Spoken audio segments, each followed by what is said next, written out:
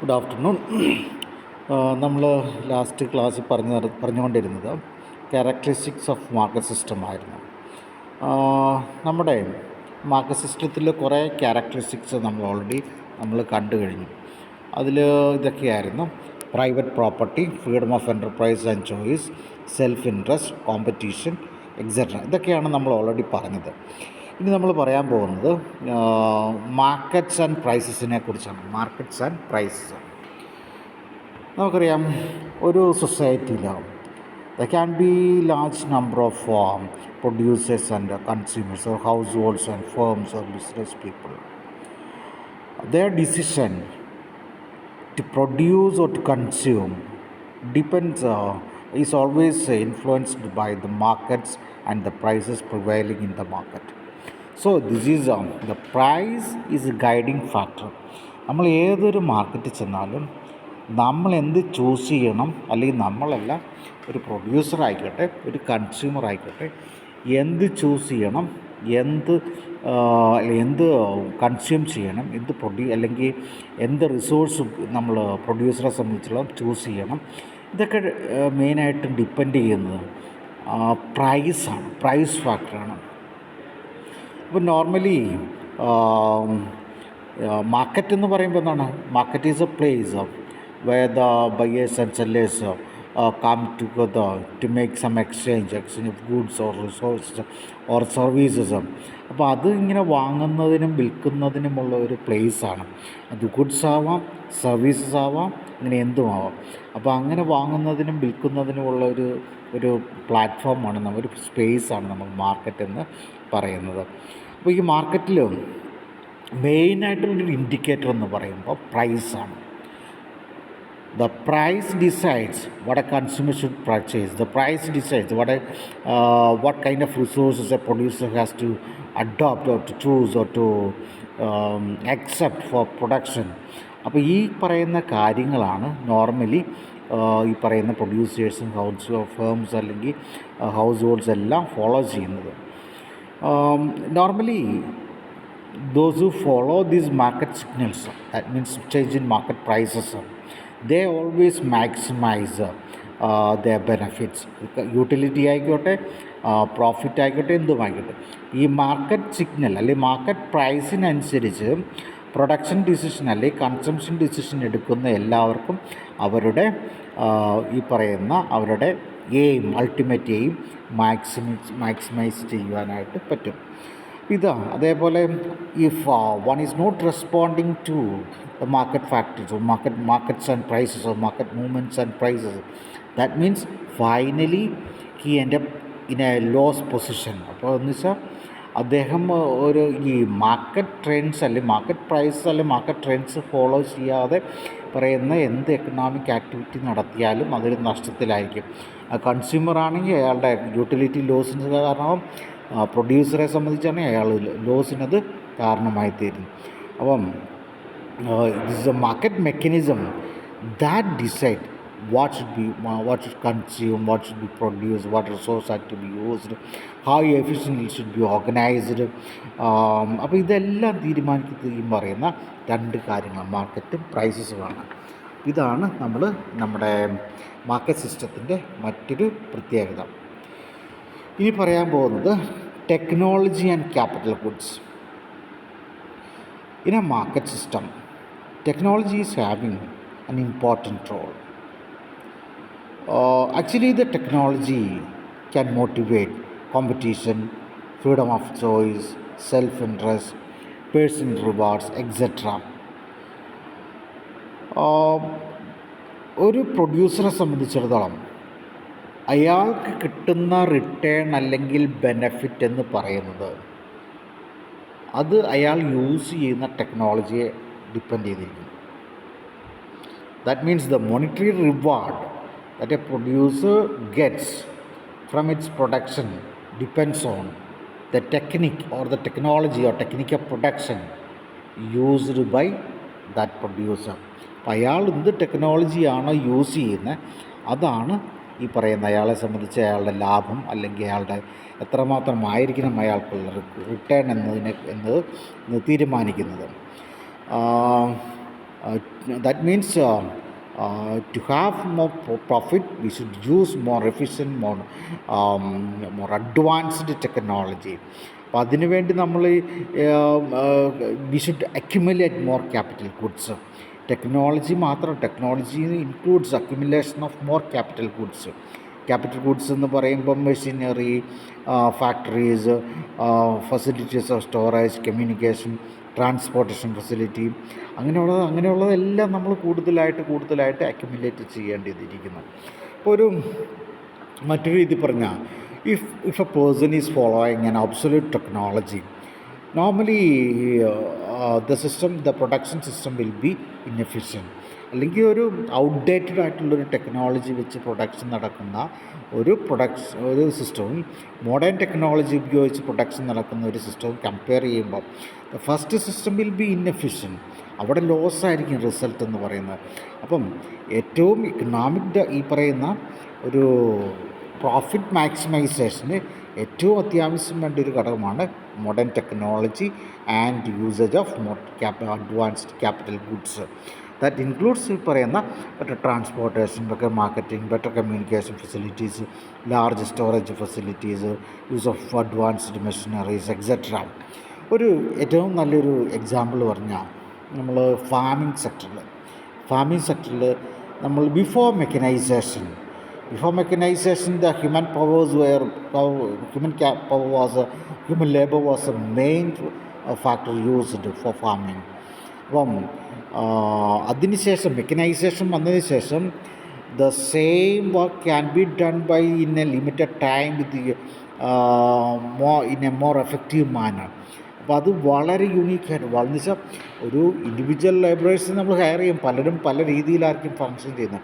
Efficiency different ആയിരിക്കാം, ഒരു productivity different ആയിരിക്കും. പക്ഷെ നമ്മളൊരു മെക്കനൈസേഷനിലൂടെ ഒരുപാട് പ്രശ്നങ്ങൾ ഈ പറയുന്ന ഫാമിംഗ് മേഖലയിൽ ഓവർകം ചെയ്യാൻ പറ്റി. അപ്പോൾ അതിലൂടെ പ്രൊഡക്ഷൻ ഇൻക്രീസ് ചെയ്തു, പ്രൊഡക്ഷൻ റെഡ്യൂസ് ചെയ്തു. അങ്ങനെ ഒരുപാട് അഡ്വാൻറ്റേജാണ് ഇതുമൂലം ഒരു market സിസ്റ്റത്തിലുള്ളത്. So this is another important feature or characteristic in a market system. It always uses advanced technology or to accumulate more and more advanced capital goods. Then another feature of market system, another characteristic of a market system is specialization. Actually, specialization means it's use of resources of an individual firm, region or nation to produce one or a few goods or services rather than the entire range of goods and services. That means specialization means use the available resources to produce a few goods rather than producing all items. അപ്പോൾ നമ്മൾ ഒരു ഉദാഹരണം പറഞ്ഞു. ഇപ്പോൾ എല്ലാ രാജ്യങ്ങളും അവർ produce ചെയ്യുന്ന എല്ലാ രാജ്യങ്ങളും അവർ കൺസ്യൂം ചെയ്യുന്ന പ്രോഡക്റ്റുകളെല്ലാം അവർ പ്രൊഡ്യൂസ് ചെയ്യുന്നതാണോ? ഒരിക്കലുമല്ല. അവർ കൺസ്യൂം ചെയ്യുന്നത് ഒരുപാട് പ്രോഡക്റ്റുകൾ അവർ പ്രൊഡ്യൂസ് ചെയ്യാത്തതാണ്. അപ്പോൾ എന്തുകൊണ്ടാണ് അങ്ങനെ സംഭവിക്കുന്നത്? പലപ്പോഴും എല്ലാ പ്രൊഡ്യൂസേഴ്സ് എന്താണ് എയിം ചെയ്യുന്നത്? Everyone wants to maximise their profit. ഈ പ്രോഫിറ്റ് മാക്സിമൈസ് ചെയ്യുന്നതിൽ ഏറ്റവും ബെസ്റ്റ് മെത്തേഡാണ് ഈ പറയുന്ന സ്പെഷ്യലൈസേഷൻ എന്ന് പറയുന്നത്. അപ്പോൾ ഓൾറെഡി ഞാൻ നിങ്ങളുടെ ക്ലാസ്സിൽ പറഞ്ഞിട്ടുണ്ട് എന്താണ് സ്പെഷ്യലൈസേഷൻ എന്നൊക്കെ പറഞ്ഞിട്ടുള്ളതാണ്. അപ്പോൾ specialisation means person is specialising in doing something, അത് ഏതെങ്കിലും ഒന്നിൽ അയാൾ കോൺസെൻട്രേറ്റ് ചെയ്യണം. അതിലൂടെ എന്താണ് അയാളുടെ എഫിഷ്യൻസി വർദ്ധിക്കും. If economy or system is fully self-sufficient means they look for self-dependency or self-sufficiency. That leads to inefficiency. അതാണ് നമ്മൾ പറയുന്നത്. ഒരു രാജ്യം അല്ലെങ്കിൽ ഒരു എക്കോണമി സെൽഫ് സഫിഷ്യൻ്റ് ആകുന്ന ഒരു അവസ്ഥയിലേക്ക് പോകുന്നത്. സെൽഫ് സഫിഷ്യൻസി എന്ന് പറയുമ്പം they are producing all what they want.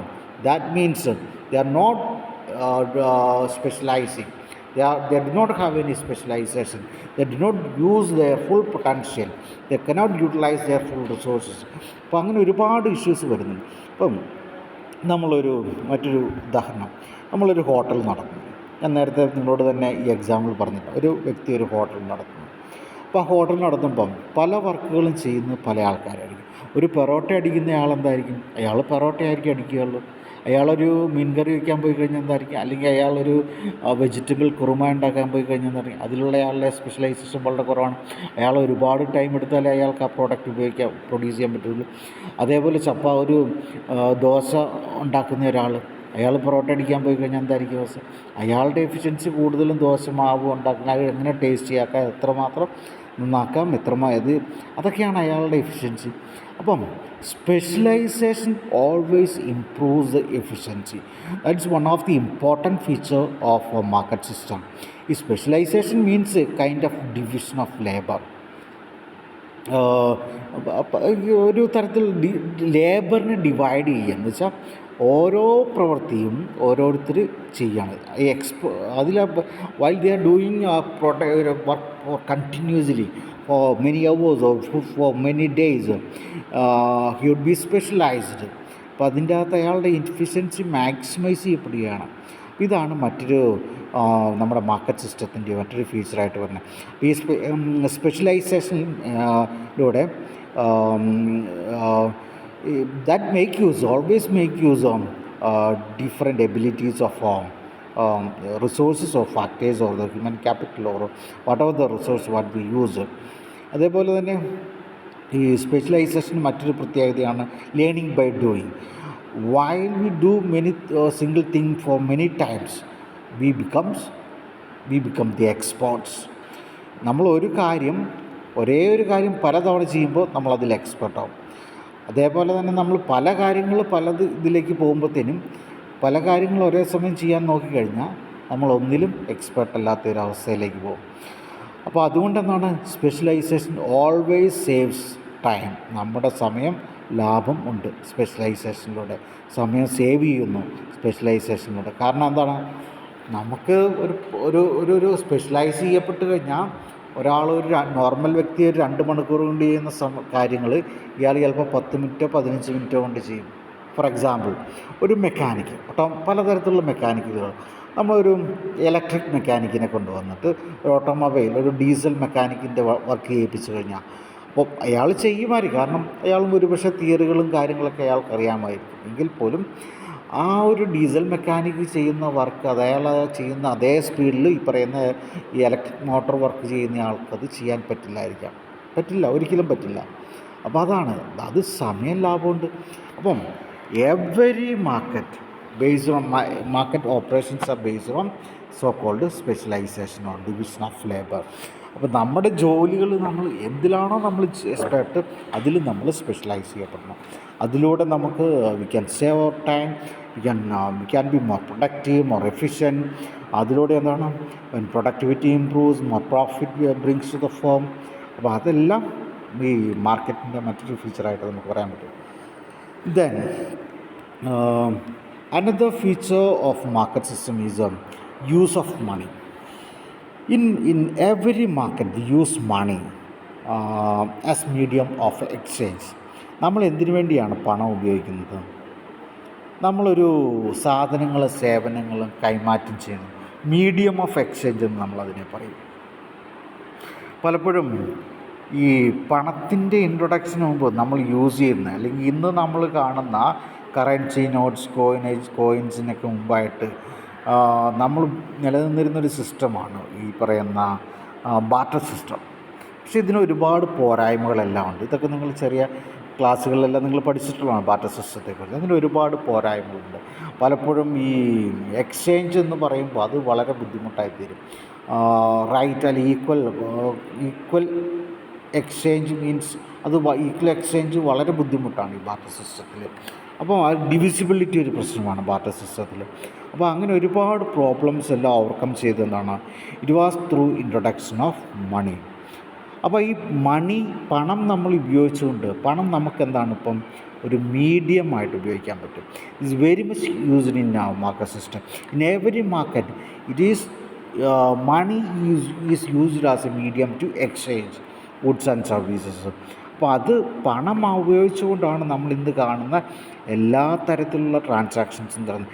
ഈ പണം ഈ മീഡിയം ഓഫ് എക്സ്ചേഞ്ച് അല്ലാതെ ഒരുപാട് മറ്റ് ഫങ്ഷൻസും ഉണ്ട്. Money can be used as a store of value, money can be used for future payments, money can be used as measure of value. പല രീതിയിൽ ഇപ്പോൾ നമ്മളൊരു മാർക്കറ്റിൽ ഒരു പ്രോഡക്റ്റിൻ്റെ മൂല്യം മെഷർ ചെയ്യുന്നത് എങ്ങനെയാണ്? Based on money. It is of course it's based on money.